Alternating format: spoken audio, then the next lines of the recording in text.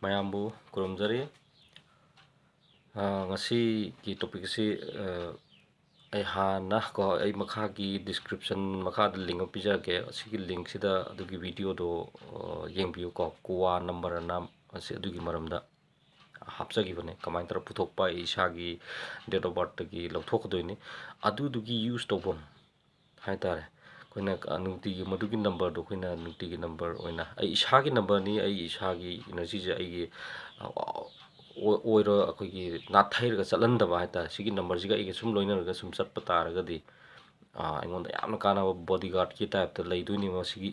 number sina karigumba igi haksang sida precision activate taw ngam gi taragadi yam kana aduna masi karamai tor activate tawgadage plus matam chupada masigi akogi angel number haitare natragana igi KUA number sisina matam punamakta ai isa se protection tawga satpai hadi bodyguard jawbo se isa se so oy habagi wari ni aduna nature jina ai isa gi number se use tawjabagi wa khatni karamai tawge tawgadage hamduna hajigi isa isa gi KUA number se mayam leiramani khangamani ko adu KUA number se karigumbo 1 to any number ojum 1 to 9 boki mandu ni 5 organa 5 de oiroi ko dugan 1 to 9 oirani 1 to 9 oibagi marak sida isa isa gi number nen khalase ko number 2 nen khalase isa gi number se dita de sigi kogi khudang se sigi khudang khoi gari khudang gari sibam haitare sigi risk sigi mapa sida sigi kogi khud oida sumaina ade ai isa isa gi number KUA number haido angel number do ibio ai kar number 2 nen khalaje ko ai si i ke ko i je adum mayam je tum yengbio ado i bse ti number 2 nen khalaje phajaba thiba taka ode ko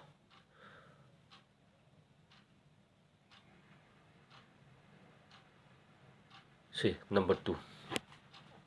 ai number 2 nen khalaje si example gi one ai gi number 2 kuchu tade aduga number 2 je sumaintra ibio khud oida aduga sigi khud oi sida irakan sida kuigi round nama surround circle nama mai area sida konjal laga thambio nungti gini ko koine ising jamni ka tum he kono padagi adum ira thamo sing jam thokra jo ama tar jo iru ja thokra jo ko khren khalse adum isan ma ko dum mathak dum isal adu color se green color di wakado ko sketch pen ni khangde koigi ball pen any color oita pen oita su ko green color oi han biu green color oi kan da ko haksang dum pa chalo kolom green color gi kolom ma adu sigi koigi khudang si do ina ibio wa isai sagi KUA number do oida circle console thamo adum nukti gi sumaina taw matamsida si activate oirkani activate tawgi timing ma lakne activate to karam kan tawgune habdi haiba ngam maramdi isa isa gi energy do karmain tro form ngasi phawda karmain tro ga leiri habdu khangdabanina isa isa na kayam yam sengna leiri habdu khangdabanina adugi matungina kogi activate tawba tawdaba laksa doini masisina kayam yam kana ge hamatamsida aina tawriba khalliba wakhan haitare ko afaba long lasting ogadaba koi afaba ngakta ko pisa tan ba ram mi anum khang pisa tan ba aina khallidu oiba garin thauning ba lamni lening ba sugumba gi mayam sing se aina tawrakpa matam khuding maksida sisina bodyguard oina nga aloi thammaga leini hadi phatab changhandaba haita ada aingon negative energy do mina yelakadabdu yelakta targade aina tawdu thabak se mai pak phajide se hoidrabane bside yesalak pamayam sina mai pa loidune adu masi se activate aingon ai haksang sida ai gi number ni aina use tawjabani sigi side effect kaimta leite adu isai sagi number je aina use tawjabani haidi lan chaladi khulai yawbai si mausane khulai yawda isi doini aduna akoi punsi siju khulai makhalamni adu ai gi date of birth gi lokthok charaga ai gi punsi gi oba si thawdang darka oi habdu hapsan jabai wani khulai do chakcha daga si doini aduna chakcha tabni chaktu machi obi chinja haibam chu leiri aduna masi sumaina sijinnaba try tawyo masi yam kanabani aduga number amaga hairamge koigi paisa se yamna chaw phangning ba haitare ko ado masigi number si numbering aktani ko numbering system haitare seda koigi khobi se ubi ko su khobi gi koigi mount khobi gi mount haitare koigi magi mara haitare natragana koi khobi gi mai swai area sida ko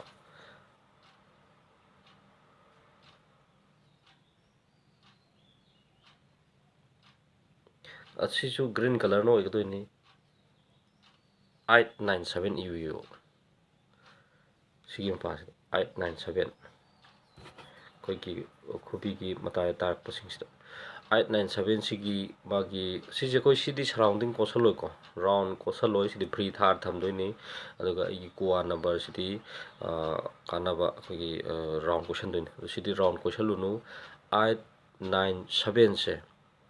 si iraga nungti ki sumaina mut khrasu kucham to khrasu adum isalaga thambiyo nungdang ahing moigra moigra adum ira thambiyo siji activate taw tam nang nasana pami paisa je phangni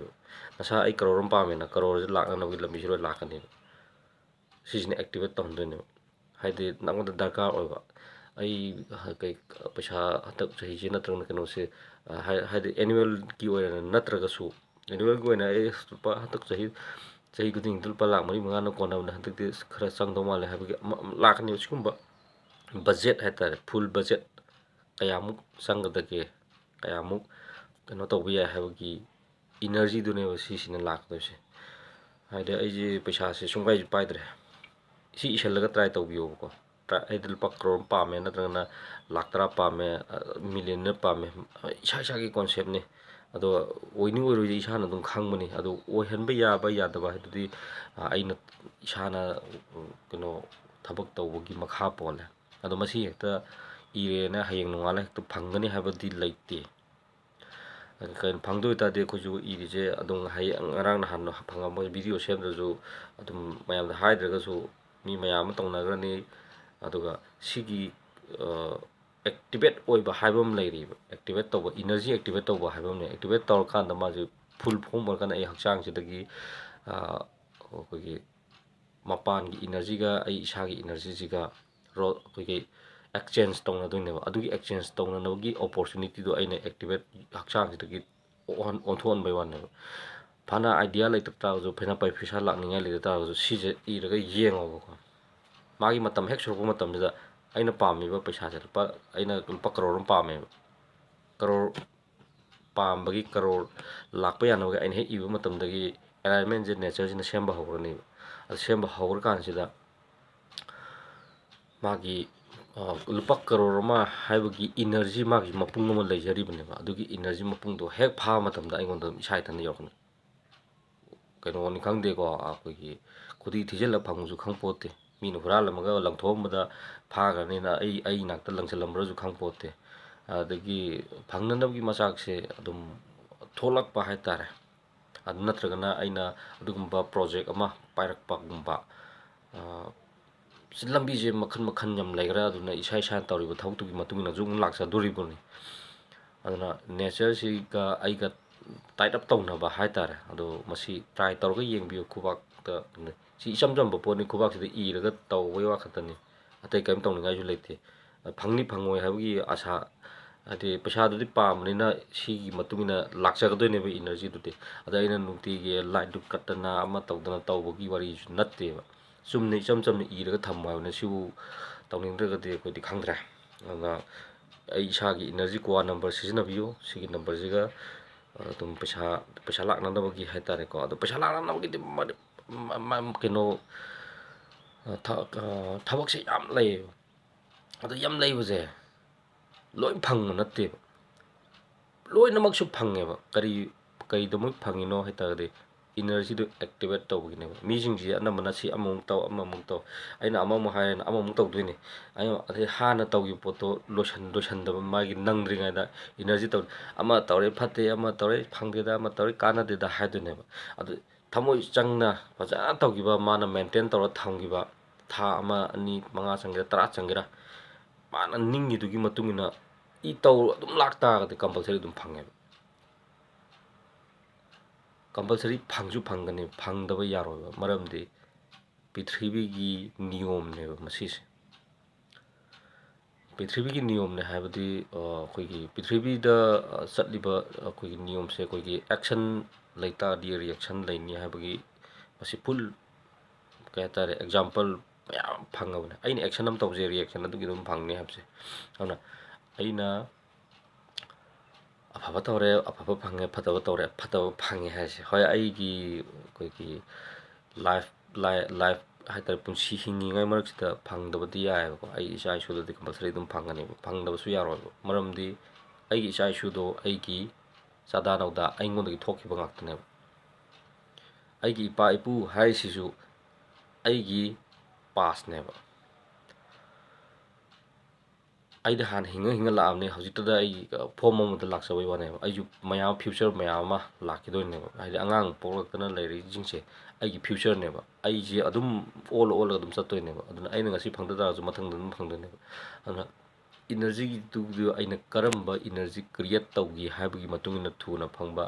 ꯊꯦꯡꯅ ꯐꯪꯕ ꯍꯥꯏꯗꯨꯒꯤ ꯂꯥꯛꯆꯕꯩ ꯋꯥꯅꯤ ꯉꯥꯛꯇꯅꯤ ꯑꯗꯨꯒ ꯔꯤꯕꯥꯎꯟꯗꯤ compulsory ꯑꯗꯨꯝ ꯂꯥꯛꯀꯅꯦꯕ action ꯑꯃꯗ ꯑꯗꯨꯅ ꯑꯐꯕ ꯊꯕꯛ ꯇꯧ ꯍꯥꯏꯗꯅ ꯊꯥꯏꯅꯗꯒꯤ ꯑꯗꯨꯝ ꯂꯩꯔꯝꯃꯤꯁꯦ ꯃꯁꯤ ꯍꯥꯏꯔꯒ ꯂꯣꯏꯁꯤꯟꯖꯔꯒꯦ ꯊꯦꯡꯛ ꯌꯨ ꯃꯌꯥꯝꯕꯨ ꯊꯥꯒꯠꯆꯔꯤ ꯁꯤꯁꯨ ꯇ꯭ꯔꯥꯏ ꯇꯧꯔꯒ ꯌꯦꯡꯕꯤꯌꯨ